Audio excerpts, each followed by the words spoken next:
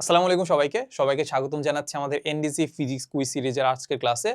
So আমরা যদি ভুল না করি তাহলে হচ্ছে তোমাদের একদম রিসেন্ট টাইমে বলতে হচ্ছে আমাদের 7 মে রাউন্ড 4 এর ফিজিক্সের কুইজটা মোটামুটি হয়ে গেছে।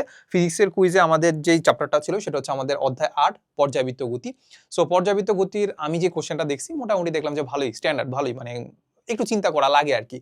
সো এই কোশ্চেনটা আমরা আজকে সলভ করবো আর কি। আর এর পাশাপাশি আমরা একটু তোমাদের আরেকটা রিকোয়েস্ট হচ্ছে মোটামুটি কমপ্লিট করে ফেলছি, যেটা হচ্ছে বলছিলা যে ভাই আপনি তো সিরিজে একদম সুন্দর করে হচ্ছে কুইজগুলো সলভ করাচ্ছেন, সো একটা প্লেলিস্ট করে দিলে ভালো হয় আর কি।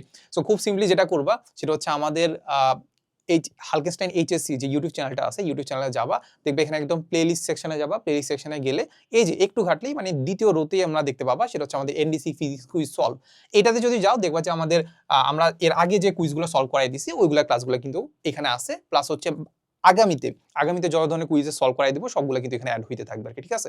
সো এই ক্লাসগুলো দেখতে পারো, লাস্ট মোমেন্টে একটু প্র্যাকটিস করতে পারো। আর যারা নন নোটেডিয়ামেন আসো তারা একটু ক্লাসগুলো দেখবা, ক্লাসগুলো দেখে তোমার যদি মনে হয় যে না জিনিসগুলো তুমি পারতেছো, তাহলে বলতে পারা যায় যে তুমি আসলে অ্যাডমিশনের ক্ষেত্রে তুমি একটু আগায় যাচ্ছ আর কি, কিংবা বলা যায় তোমার প্রিপারেশনটা একটা ভালো ট্র্যাকে আছে। হয়তো বা তুমি একটা কোনো কারণে হচ্ছে নর্ডেমে চান্স পাও নাই, নর্ডেমিয়ানদের সাথে তুমি আগাচ্ছ, এটা বলা যায় আর কি। তাও একটু দেখবা কনসেপ্ট ক্লিয়ার হয় জিনিসটা। সো যেটা করবো সেটা হচ্ছে আমাদের পর্যাবৃত্ত গতি কুইজের সিকিউটা তোমাদেরকে আমরা সলভ করাই দিব। যদি তোমরা এমসিকিউটা চাও একটু কমেন্ট করে জানাবা, তাহলে আমি এমসিকিউটা সলভ করাই দিব। আর এর আগে হয়তো আমি 2টা চ্যাপ্টার শেষ করাইছি। সো এর এর এর আগেও তো অনেকগুলো চ্যাপ্টার আছে, এর আগের চ্যাপ্টারগুলোর কোন চ্যাপ্টারটা চাও একটু কমেন্ট করে জানাবা, ঠিক আছে? ওকে, সো ক্লাসটা আমরা শুরু করে দেই। সো ক্লাসের শুরুতেই আমরা যেটা দেখতে পাচ্ছি, এরকম একটা উদ্দীপক দেওয়া আছে। উদ্দীপকের ক আর খ তো আমরা আনসার করবো না, মানে আনসার না, মানে আমি তো একটা দেখাই দিব না, এগুলো তো আসলে আমাদের চ্যাট জিপিটি মারলে হয়ে যায় আর কি। সো তাও একটু আমরা দেখতে পারি যে আসলে আমাদের কি কি বলে দিছে। সো প্রথমে আমাদেরকে যেটা বলছে সেটা হচ্ছে আমাদের সরল দোলকের ভরের সূত্রটা বিবৃতি করো, ঠিক আছে? ওই যে বিবৃতি আছে না, ভরের উপর ডিপেন্ড করে না, এই জিনিসটা আর কি বলছে। তারপর খ নম্বরে বলছে সরল চন্দ্র স্পন্দনের ক্ষেত্রে গতিশক্তি বনাম সরণের লেখচিত্র অঙ্কন করো। খুবই ইজি, এটা তো একদম বইয়ের জিনিসপাতি, ঠিক আছে? সো এটা আর আমি তোমাকে দেখাইলাম না। আমরা সলভ করবো হচ্ছে গ আর ঘ নাম্বারটা। সো গ নাম্বারটা যদি আমরা সলভ করতে যাই তাহলে আমাদেরকে যেটা বলছে সেটা হচ্ছে আমাদের এক্স অক্ষের, আমরা যেটা দেখতে পাচ্ছি আগে উদ্দীপকটা একটু পড়ে ফেলি। বলছে যে একটি বস্তু চিত্র অনুযায়ী 10 মিটার পার সেকেন্ড সমদ্রুতিতে, এখানে আমরা যদি একটু আন্ডারলাইন করে ফেলি যে কোন জিনিসটা তারা কি করতেছে আর কি। সো আমাদেরকে বলছে 10 মিটার পার সেকেন্ড সমদ্রুতি, কি বলছে সমদ্রুতিতে ঘড়ির কাঁটার দিকে, ঘড়ি কাঁটা কোন দিকে ঘুরে, এটাকে আমরা জানি ঘড়ি হচ্ছে এই দিক বরাবর ঘুরে, তাই তো? তাহলে ঘুরতেছে, তাহলে কোন বরাবর? তাহলে ঘুরতেছে হচ্ছে এইভাবে ঘুরতেছে। সো ঘড়ির কাঁটার দিকে বলছে যে বৃত্তাকার পথে ঘূর্ণনরত আছে, এটা আমরা এখানে দেখে বুঝতে পারতেছি। বলছে যে টি ইজ ইকুয়াল টু 0 সেকেন্ডে, যখন আমি আসলে স্টপ ওয়াচটা শুরু করছি, গণনা যখন শুরু করছি, তখন আসলে বস্তুটা আসলে এই জায়গায় ছিল, এই বিন্দুতে ছিল। আচ্ছা, ভালো কথা। বলছে বৃত্তাকার পথের ব্যাসার্ধ দেওয়া আছে। বৃত্তাকার পথের কি দেওয়া আছে? ব্যাসার্ধ দেওয়া আছে। কত বলছে? 20 সেন্টিমিটার দেওয়া আছে। বৃত্তাকার পথের ব্যাসার্ধ 20 সেন্টিমিটার দেওয়া আছে। ওকে, সো আমরা জিনিসগুলো একটু চালিয়ে লিখে ফেলতে পারি। তাহলে আমাদের জন্য আমাদের লাগবে হচ্ছে আর হচ্ছে আমাদের কত? 20 সেন্টিমিটার, যেটাকে আমরা যদি মিটারে কনভার্ট করে ফেলি তাহলে এটা হয়ে যাবে আমাদের 0.2 মিটার, ঠিক আছে? সেন্টিমিটার দেখতে আমাদের ভালো লাগে না। আচ্ছা, এই হচ্ছে কথা। তাহলে এবার গ নাম্বারটা দেখি। গ নাম্বারে যেটা বলছে যে আমাদের এক্স অক্ষের উপর বস্তুটির যে লম্ব বিক্ষেপটা পড়বে, ওই লম্ব বিক্ষেপের একটি সরল সন্ধিত স্পন্দন প্রমাণ করতে বলছে। বুঝছো? সো মানে প্রমাণ ব্যাপারটা যখন আমরা আসলে চ্যাপ্টারটা যখন শুরু করছিলাম, তোমরা যে কোনো ধরনের একাডেমিক ক্লাস করো কিংবা যারা নর্ডেমের আসো তারা তো তোমাদের দেখবে যে ডিরাইভেশন সব পড়াই ফেলে। সো ওই ডিরাইভেশন দেখে ওই ডিরাইভেশনের মতো প্রুফ করে দিলেই তো হয়ে গেল নাকি? না, বাট প্রবলেম যেটা হয়েছে কি, এইখানে আমাদের ঘূর্ণনটা উল্টা। যখন আমরা ডিরাইভেশন করতাম, ঘুরতে কোন জায়গায় বলতো? ঘুরতে হচ্ছে এই জায়গায়।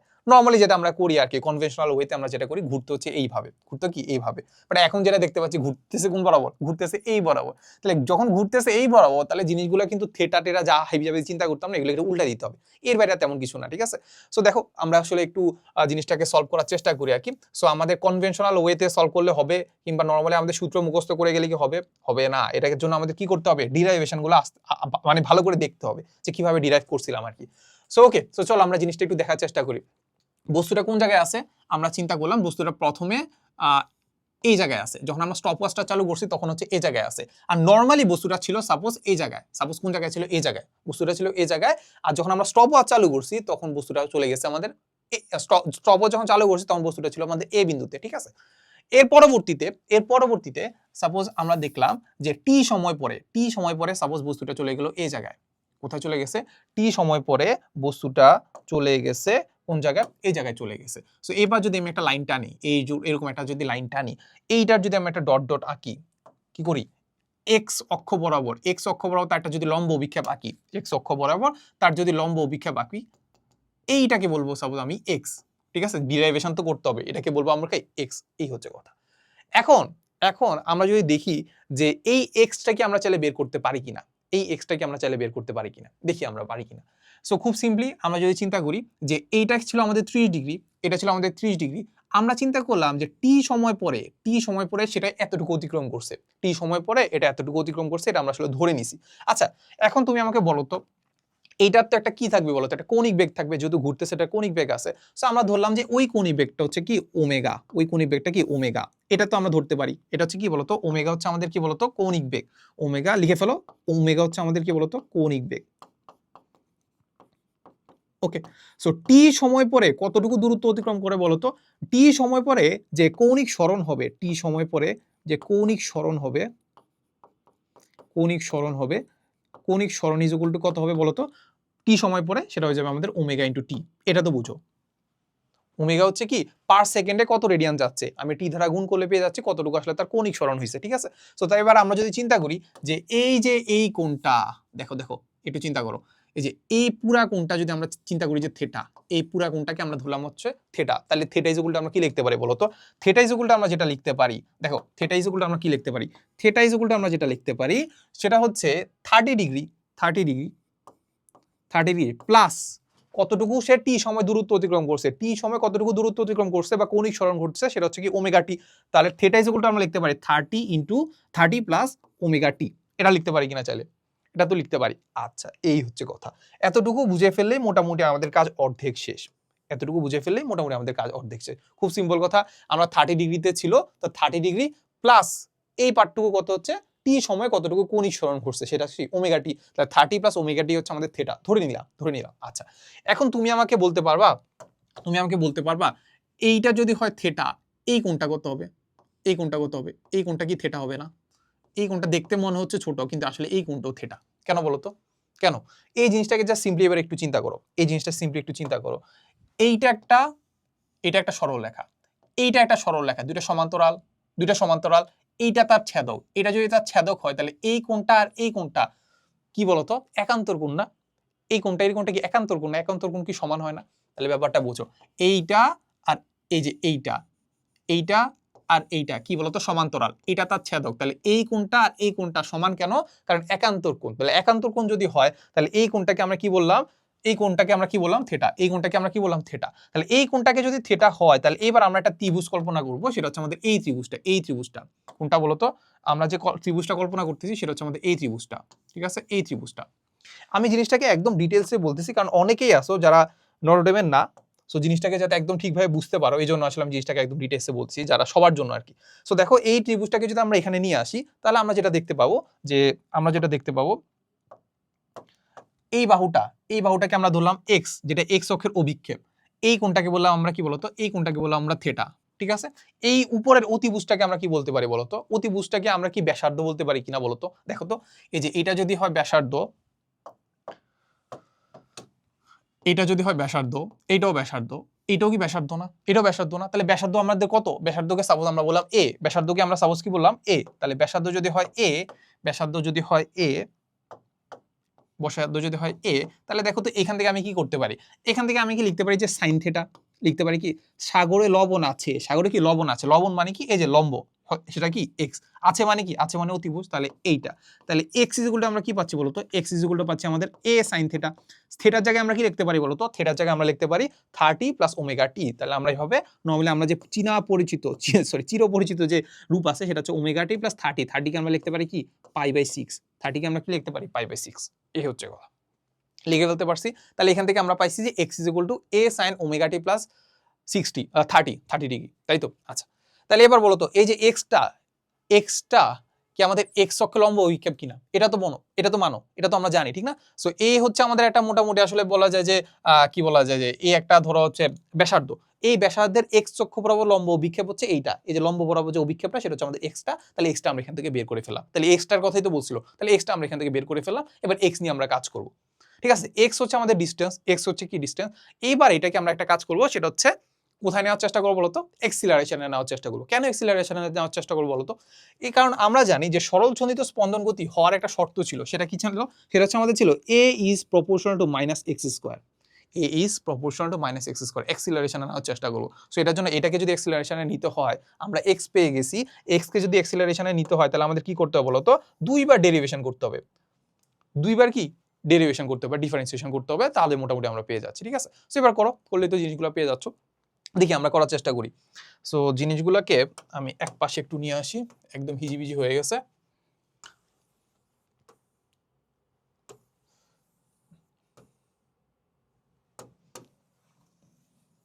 দেখো এবার এক্স কে ডিরাইভেশন করলে মানে ডেরিভেটিভ করলেই তো, ডেরিভেটিভ করলে হয়ে যাচ্ছে না, ডিরাইভেশন কেন বলতেছি, ডেরিভেটিভ, ডেরিভেটিভ করলে হয়ে যাচ্ছে না, দেখো তো। সো দেখি এবার আমরা এক্স কে ডেরিভেটিভ করতে পারি কিনা। সো ভি এটা খেলা এক্স কে টি এর সাপেক্ষে ডিফারেন্সিয়েশন করলে কত পাচ্ছি, সেটা হচ্ছে আমাদের ভেলোসিটি পাবো। কি পাবো, ভেলোসিটি। সো এটার জন্য আমরা যেটা করতে হবে সেটা হচ্ছে আমাদের এ তো ধ্রুবক, এ বাইরে চলে আসলো, এ তো ধ্রুবক, তাহলে এ কি হলো, বাইরে চলে আসছে, বাইরে চলে আসছে। ঠিক আছে, ওকে। তাহলে এবার আমরা চিন্তা করবো যে সাইনের পুরা ভিতরে কি আছে, সাইনের পুরা ভিতরে কি আছে আমরা জানি না। সো এই চেইন রুল তো পারো, ডিফারেন্সিয়েশন করতে তো পারো। সো ডিফারেন্সিয়েশন যারা পারো না তাদের জন্য আমি একদম ডিটেলসে বলে দিচ্ছি আর কি জিনিসটা আসলে কিভাবে করে। খুব সিম্পল কথা, খুব সিম্পল। এখানে আমাদের কি আছে, আমরা টি এর সাপেক্ষে ডিফারেন্সিয়েশন করতেছি, টি এর সাপেক্ষে কি ডিফারেন্সিয়েশন করতেছি, কাকে, এই সাইন সামথিংকে, সাইন সামথিংকে আমরা কি করতেছি, টি এর সাপেক্ষে ডিফারেন্সিয়েশন করতেছি। সো এই টিটাকে আমরা এই সামথিং ধরে নেব, টিটাকে কি করব, এই পুরা সামথিং ধরে নিব। তাহলে এই পুরা সামথিং এর সাপেক্ষে ডিফারেন্সিয়েশন করলে সাইনটা কি হয়ে যাবে, খুব সিম্পল কথা কজ হয়ে যাবে, খুব সিম্পল কথা কি হয়ে যাবে, কজ হয়ে যাবে। তাহলে এটা যদি হয় কজ, এটা হয়ে যাবে কত, সাইনটা হয়ে যাবে cause omega T plus pi by, ঠিক আছে, ওকে। এটা করলাম, কিন্তু আমি এই টিটাকে কি করছিলাম, এই সামথিং ধরে নিয়েছিলাম, বাট এখন কি করতে হবে, এই সামথিংকে আবার টি এর সাপেক্ষে ডিফারেন্সিয়েশন করতে হবে, তাহলে মোটামুটি আমাদের কাজ শেষ। ঠিক আছে, ওকে। সো যারা ব্যাপারটা বোঝো নাই তাদের জন্য সিম্পলি আমি জাস্ট একটা কথা বলে রাখি, যে সাপোজ ধরো এখানে আমি জাস্ট একটা কাজ করি, সেটা হচ্ছে আমার এখানে আছে কত এক্স, আমি কিসের সাপেক্ষে ডিফারেন্সিয়েশন, না সরি, এখানে আছে সাপোজ সাইন থেটা, এখানে আছে কি সাইন থেটা, আমি কি করতেছি জানো, এক্স এর সাপেক্ষে ডিফারেন্সিয়েশন করতেছি, এক্স এর সাপেক্ষে সাইন থিটাকে ডিফারেন্সিয়েশন করতেছি। ঠিক আছে, এখন এখানে আছে থিটা, এখানে আছে এক্স, আমি একটা কি কাজ করব জানো, এইটাকে থিটা ধরে নিব, কি ধরে নিব, থিটা ধরে নিব, এক্স কে থিটা ধরে নিব, থিটা ধরে নিলে সাইন থিটাকে থিটার সাপেক্ষে ডিফারেন্সিয়েশন করলে কত হয় বলো তো, কস থিটা, কস থিটা, এটাতে কারো কোনো সমস্যা নাই। কিন্তু আমি তো এক্স কে থিটা ধরে নিয়েছিলাম, তাহলে এখন কাজ করব কি বলো, থিটাকে আবার এক্স এর সাপেক্ষে ডিফারেন্সিয়েশন করে দেব, কি করব, থিটাকে এক্স এর সাপেক্ষে ডিফারেন্সিয়েশন করে দেব, শেষ, এতটুকু কাজ করলে হলো। ঠিক আছে, ওকে। সো দেখো সেম জিনিসটাই আমরা এখানে করছি, কি করছি বলতো, এই যে টি এর সাপেক্ষে ডিফারেন্সিয়েশন না করে আমরা ওমেগা টি প্লাস 30 ডিগ্রি যেটা আছে এটা দিয়ে আমরা ডিফারেন্সিয়েশন করছি। তো এটা দিয়ে যখন আমরা ডিফারেন্সিয়েশন করছি তাহলে আমরা ভাবো সাইনটা জাস্ট কজ হয়ে গেছে, সাইনটা কি হয়ে গেছে, কজ হয়ে গেছে, আর এত ডিগ্রি। এইবার আমি কি করছি, টি কে এটা ধরছি, তাহলে এইটাকে এখন কি করবো, টি এর সাপেক্ষে ডিফারেন্সিয়েশন করে দিব। তাহলে এইটাকে যদি আমরা টি এর সাপেক্ষে ডিফারেন্সিয়েশন করে দেই তাহলে পাবো হচ্ছে এইটা ওমেগা টি প্লাস কত পাই বাই 6। ওকে, তাহলে এই পার্টটুকু যাওয়ার পরে বাকি জিনিসটা আসলে খুবই সহজ, সেটা আমরা যেটা দেখতে পাবো যে এইটাকে যদি আমরা ডিফারেন্সিয়েশন করি তাহলে আমরা যাবো যে ওমেগা টি, ওমেগা তো বাইরে চলে আসছে, তাহলে টি কে টি এর সাপেক্ষে ডিফারেন্সিয়েশন করলে কত পাবো, সেটা হচ্ছে শুধুমাত্র ওমেগা। আর এইটা তো একটা ধ্রুবক, তাহলে ধ্রুবককে যদি আমরা কোনো কিছু সাপেক্ষে যদি ডিফারেন্সিয়েশন করি তাহলে সেক্ষেত্রে কত হয়, 0, তাহলে এটা হয়ে যাবে ওমেগা প্লাস 0 থাকলো। আর এখানে আছে কত, a cos omega T plus pi by 6, শেষ হয়ে গেল। আচ্ছা, তাহলে এটা মোটামুটি আমাদের ওমেগা প্লাস 0 না লিখে তাহলে এটাকে আমরা লিখতে পারি ওমেগা এ, শেষ, এটা হয়ে গেছে আমাদের ভি। তাহলে এবার আমরা দেখতে পাচ্ছি যে এ যদি করতে চাই তাহলে করতে হবে কি বলতো, DV DT. So DV DT যদি আমরা করি তাহলে যেটা দেখতে পাবো, তাহলে জিনিসটা আসলে তেমন করারও দরকার পড়তেছে না, ওমেগা এ তো ধ্রুবক, তাহলে ওমেগা এ সামনে চলে আসছে, সাইনটা হয়ে যাবে কি বলতো, কসটা কি হয়ে যাবে সাইন, তাহলে কজকে যদি মানে কসকে যদি ডিফারেন্সিয়েশন করি তাহলে কি কত হয়, মাইনাস সাইন হয়ে যায়, কিন্তু মাথায় রাখবা সেটা কত হয়ে যাবে, মাইনাস সাইন, তাহলে আগে একটা মাইনাস দিয়ে দিলাম, তারপর কত হয়ে যাবে সাইন ওমেগা টি প্লাস ডেল্টা। এবার আমরা মুখে মুখে করতে পারবো, তাহলে এবার আমরা কি করব, এই পুরো পার্টটুকু আবার টি এর সাপেক্ষে ডিফারেন্সিয়েশন করব, তাহলে এই পার্টটুকু টি এর সাপেক্ষে ডিফারেন্সিয়েশন করলে কত হবে, আবার আমরা বুঝতে পারতেছি সেটা কত হয়ে যাবে, শুধুমাত্র ওমেগা থাকবে, সেটা কি থাকবে, শুধুমাত্র ওমেগা থাকবে। তাহলে এই ওমেগা আর এই ওমেগা মিলে কত হবে, ওমেগা স্কোয়ার। তাহলে এখান থেকে আমরা যেটা দেখতে পাবো যে এ ইজ ইকুয়াল টু হবে minus omega square A sine omega T plus pi by 6, তাই তো।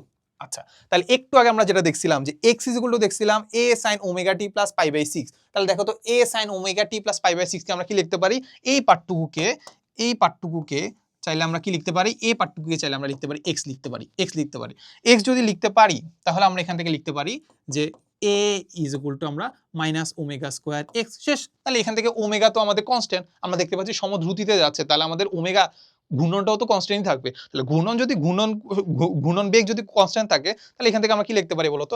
এখান থেকে আমরা যেটা লিখতে পারি a is proportional to minus x, a is proportional to minus x, এটা যদি আমরা লিখতে পারি তাহলে তো আমাদের মোটামুটি কাজ শেষ। তাহলে এখান থেকে এতটুকু লিখলেই তুমি আসলে ফুল মার্কস পেয়ে যাবে, এতটুকু লিখলেই কি ফুল মার্কস পেয়ে যাবে, ঠিক আছে? এই হচ্ছে কথা। তাহলে এটা আমাদের যে এক্স যেটা আছে, যেটা লম্ব অভিক্ষেপ, সেটা আমাদের কি করতেছে? সরল ছন্দিত স্পন্দন গতি সূত্র কি করতেছে? সূত্র মানে মেনে চলতেছে আর কি, ঠিক আছে? এই হচ্ছে মোটামুটি কথা।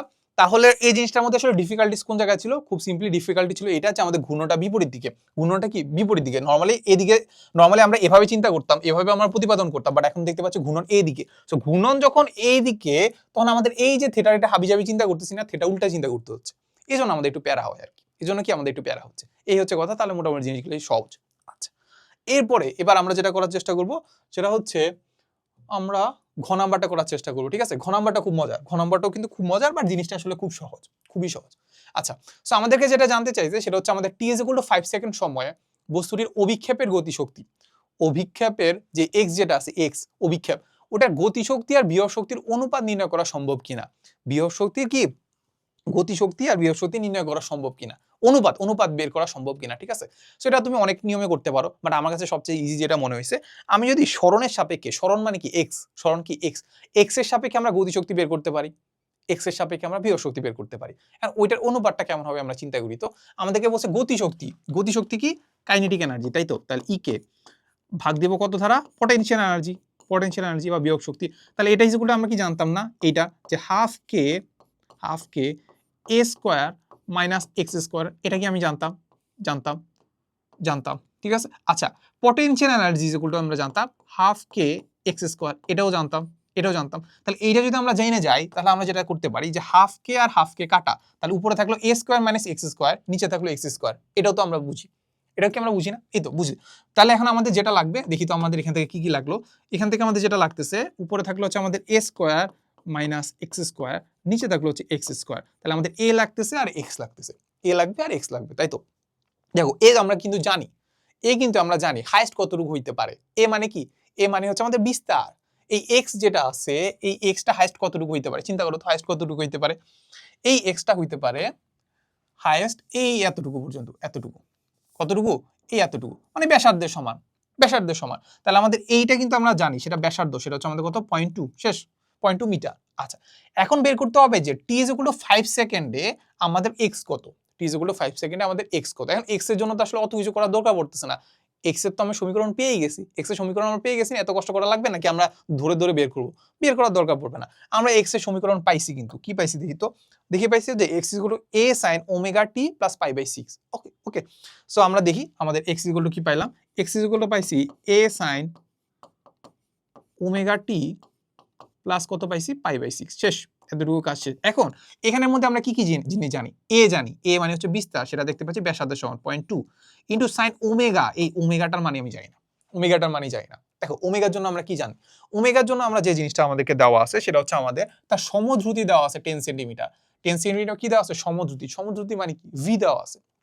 সমদ্রুতি মানে কি বলতো? v দেওয়া আছে। দেখো v যদি দেওয়া থাকে, আমরা যদি জানি v = আমরা কি জানতাম? ওমেগা ইনটু r, একটু কি আমরা জানি v = আমরা কি জানি? Omega into r। ওমেগা মানে কি? ওমেগা মানে হচ্ছে আমাদের কৌণিক বেগ, আর v মানে হচ্ছে রৈখিক বেগ। রৈখিক বেগটা আমাদের দেওয়া আছে, রৈখিক বেগের মান দেওয়া আছে কত? 10 মিটার পার সেকেন্ড। তাহলে দেখো তো এখান থেকে আমরা কাজ করতে পারি না যে ওমেগা = আমরা লিখতে পারি কত? v/r। তাহলে দেখো তো v কত? এই যে 10 মিটার পার সেকেন্ড। আর কত? রেডিয়াস কত? রেডিয়াস তো দেওয়াই আছে। কোন রেডিয়াসে সে ঘুরতেছে বলতো? সেটা হচ্ছে আমাদের এই যে a, সেটা কত? সেটা হচ্ছে আমাদের 20 সেন্টিমিটার বা 0.2 মিটার। তাহলে 0.2 মিটার, শেষ। তাহলে এইখান থেকে কি আমরা চাইলে ওমেগা বের করে ফেলতে পারবো না? ওমেগা কত হয় বলতো? ওমেগা আমরা উপরে 10 দ্বারা গুণ করি, নিচে 10 দ্বারা গুণ করি, তাহলে উপরে পাচ্ছি 100, নিচে পাচ্ছি 2। তাহলে 100 কে 2 দ্বারা ভাগ করলে কত পাচ্ছি? 50। একক কি হয় বলতো? একক হবে আমাদের রেডিয়ান পার সেকেন্ড। মাথায় রাখবা, এটা একক কিন্তু রেডিয়ান পার সেকেন্ড।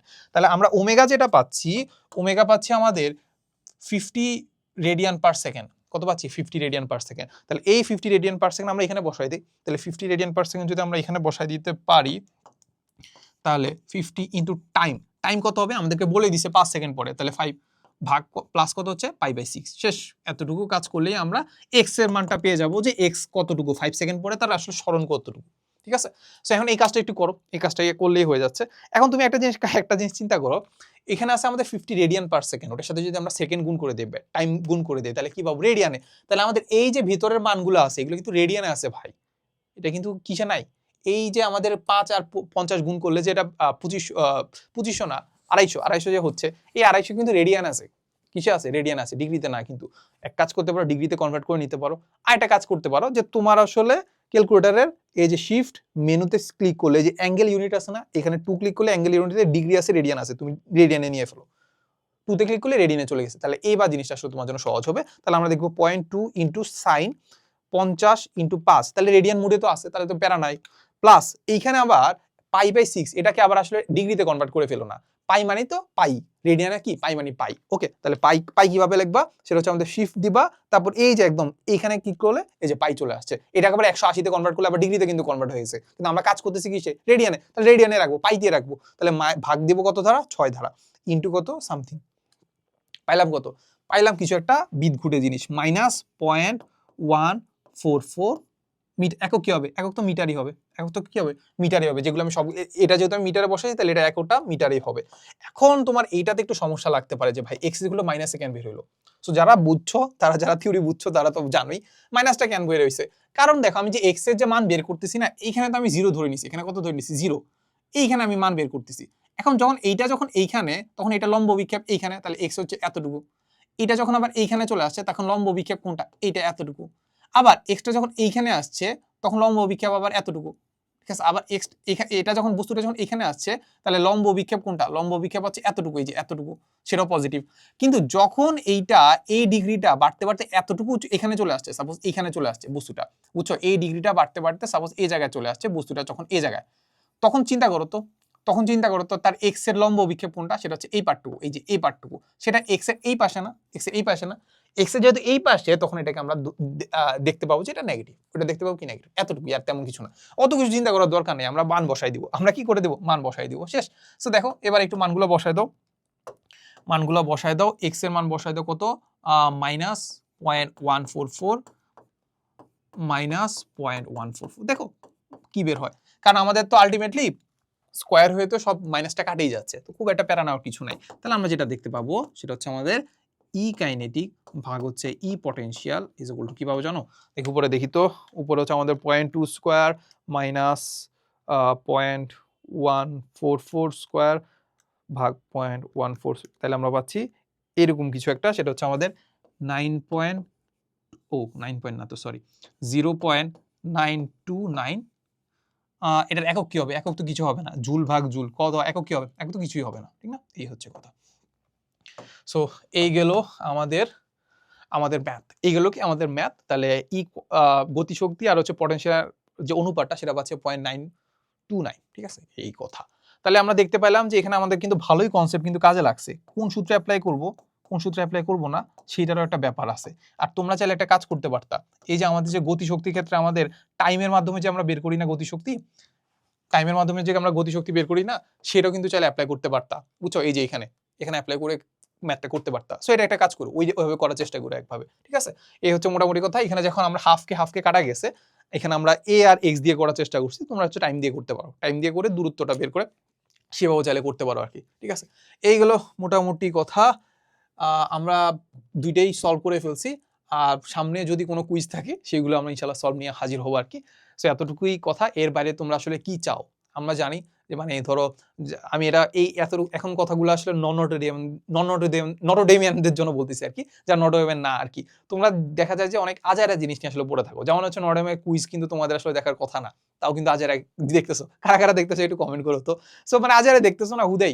সো একটু পড়াশোনা একটু মনোযোগী হও, পড়াশোনা মনোযোগী হলে দেখবা যে জিনিসগুলো এমনিই পারবা, ঠিক আছে? সো তুমি দেখা যাচ্ছে তোমার সিলেবাসে শেষ হয়, তাও দেখা যাচ্ছে নর্ডেমের কুইজের কোশ্চেন দেখতেছো। সো এটা আসলে আমার মানে বুঝি না, আসলে মানুষজনের আসলে মানে মেন্টালিটি এমন হয়ে গেছে যে জিনিস আমার দরকার ওই জিনিস আমি দেখি না, কিন্তু আজ আর জিনিস নিয়ে হাজির। যেমন এই কুইজের কোশ্চেনগুলো দেখবা যে আসলে মানে একদম টপ লেভেলের মানুষের জন্য লাগতেছে। কিংবা যেমন আমিও চিন্তা করো, আমার কথা যদি চিন্তা করো, আমি কি কখনো মানে আগের বছরে কুইজ সলভ করছি? আমার নিজের কুইজ যখন আসে সেটা মোটামুটি আমরা দেখার চেষ্টা করছি, বাট এত এত মানে সিরিয়াসনেস ছিল না আমার। সো এই হচ্ছে কথা, যে যারা আসলে নর্ডেমে পড়ে না তারাও কিন্তু বুয়েটে চান্স পায়, তারাও কিন্তু মেডিকেলে চান্স পায়। সো এই হচ্ছে কথা আর কি, যেখানে ফোকাস দেওয়া দরকার ওইখানে একটু ফোকাস দেওয়ার চেষ্টা করবে, বাট তোমরা যেহেতু ডিমান্ড করতেছো ইনশাল্লাহ এটা নিয়ে আমি হাজির হবো আর কি, ঠিক আছে। সো সবাইকে ধন্যবাদ, আসসালামু আলাইকুম সবাইকে।